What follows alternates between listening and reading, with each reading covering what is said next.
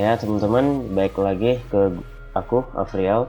Jadi pembahasan kali ini sedikit sensitif. Ini membahas tentang iman, religius, dan keagamaan. Karena lagi viral aja ada seseorang yang mengaku sebagai nabi dan menghina Islam gitu ya. Mungkin teman-teman sudah baca beritanya. Di sini aku mengutip dari beberapa sumber berita. Salah satunya adalah kompas.tv. Di sini membuat berita yang subtitlenya cukup menarik ya.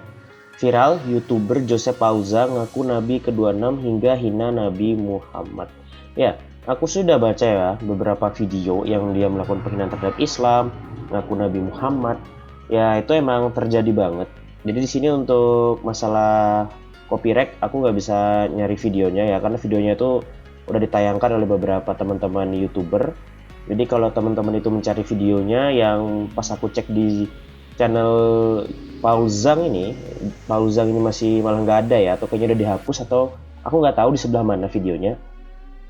Teman-teman bisa mencari aja langsung di YouTube dengan kata kunci Pauzang ya. Banyak telah teman-teman YouTuber yang mengre-uploadnya aja gitu. Jadi di sini aku pure hanya ingin ngebahas aja tentang apa yang sedang diucapkan oleh teman kita atau saudara kita ini, Joseph Pauzang. Jadi Pauzang itu mengatakan tentang LGBT juga. Jadi katanya itu LGBT itu kenapa sih dilarang gitu? Padahal kan nggak merugikan siapapun gitu.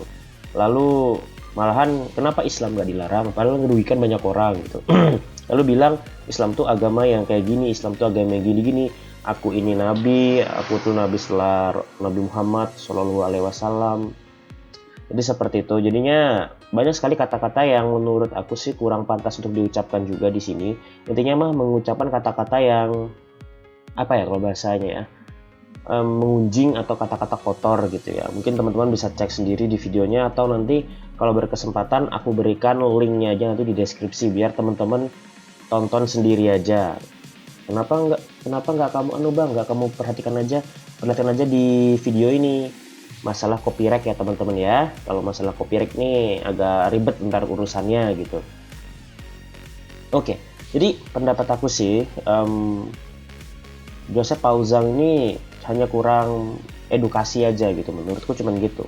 Ya, aku sih nggak akan bilang kalau aku lebih pintar dari dia, nggak sama sekali.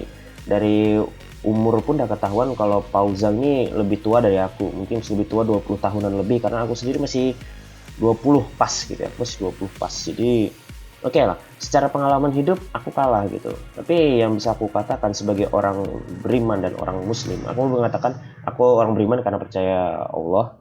Aku orang muslim karena emang aku terakhir muslim, tapi bukan berarti aku nih orang yang taat beribadah. Aku akan menyombongkan diri seperti itu.